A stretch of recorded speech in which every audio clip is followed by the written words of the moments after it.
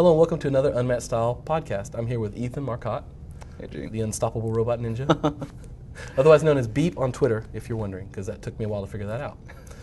Thanks for being with us. Yeah, thanks for having me, Awesome. Gene. It's great to be here. We're here at InControl Orlando, and we listened to your talk yesterday on responsive web design.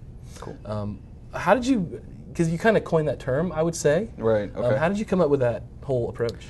Yeah, well, the way I've sort of been describing it is it's kind of a new name for a lot of old thinking. You know, John Alsop wrote this beautiful article back in 2000 called A Tao of Web Design, which is still like one of my favorite pieces of writing on the web. And he talks about how we can start designing for the flexibility that's kind of an innate characteristic of the web. And that was something I encountered really early on in my career. It's been a really like big influence on my life and my career. So it's only recently now that we've actually got the technologies to actually start, I think, living up to that spirit. So we can start building flexible grid-based layouts and using CSS3 media queries to basically get designs that sort of almost sort of self-correct themselves for different devices and different displays without having to sort of get into detecting the kind of device and sort of making the best guess of what's a mobile experience, what's a desktop experience.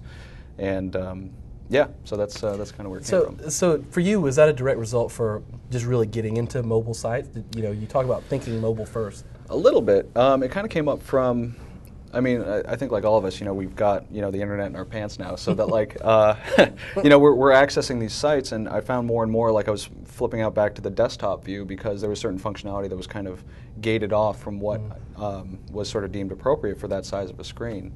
And I just found myself missing that more and more, and I was just wondering if we're not sort of forcing a compromise on our users sort of unnecessarily. That's not to say that mobile sites aren't really powerful and compelling and appropriate for certain sites, but sort of a more responsive approach and just sort of presenting the same content in a sort of more unified fashion across different contexts is pretty exciting to me. Right. So.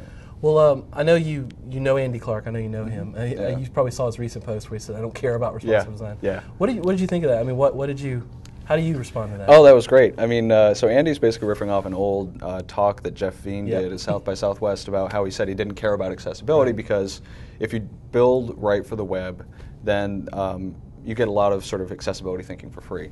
And Andy was basically just sort of repurposing that in kind of an awesome way about responsive design. You know, if you're he was arguing that if you're a conscious craftsman for the web, that you're designing responsibly by default. So I thought that was a hilarious post, and I mean, I'm really excited that people I admire like Andy Clark and Jeremy Keith and Stephen Hay are really excited about responsive design.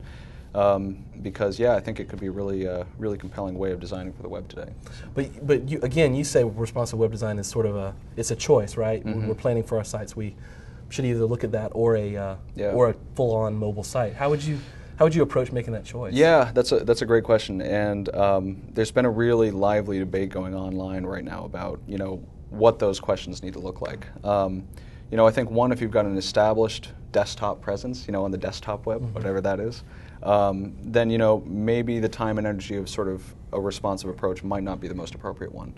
The one that's been helpful for me in my practice is actually taking a look at how people interact with the site in different sort of contexts and looking at the goals that they want to achieve on those. For most of the projects that I've been working on, there's a high degree of overlap there. So most users on a particular site want to access the same amount of content on their phone, their iPad, their site, because we want to cultivate readers and visitors that are going to use all sorts of devices to access these sites. So, so there's a high amount of overlap there, and as a result, a responsive site makes the most sense. But if there's not a lot of overlap, like event sites that I've worked on where the desktop site was sort of the pre-game event, and then there was sort of like a night of mobile experience, a separate mobile site definitely is more appropriate. So, it's really what's right for your project. Okay. So. Well, and you kind of kicked that all off with that post on A List Apart. How did the book come about? Because you're about to release a book on A Book Apart. Yeah, A Book Apart, a noun apart. Yeah, no, the book's been great. It's kind of a much more in-depth view of how flexible grids, flexible media, and media queries can sort of work together to produce a really rich website and a really rich experience. And I also get into some workflow questions, like how does a responsive approach actually impact our workflows as creative professionals? You know, how do you manage a project that's got a responsive design bent to it? So that's great, because we're all trying to figure that out. Yeah, me too. Well, speaking of that, you were the interactive design director at Happy Cog, right? Right. You've left, so what are you doing now? Yeah, so I left Happy Cog at the end of last year to sort of focus on the book and sort of do a little bit more speaking like I'm doing here in Orlando. So there's been a healthy amount of that. The book's been the bulk of my time, but I've actually been working on some really exciting projects up in Boston that have been using responsive design, so I'm really excited to talk about those at some point. That's awesome. Yeah, thanks. Well, thanks for being with us. Yeah, thanks, Gene. And it's a real pleasure. Talk to you soon. Yeah, thanks.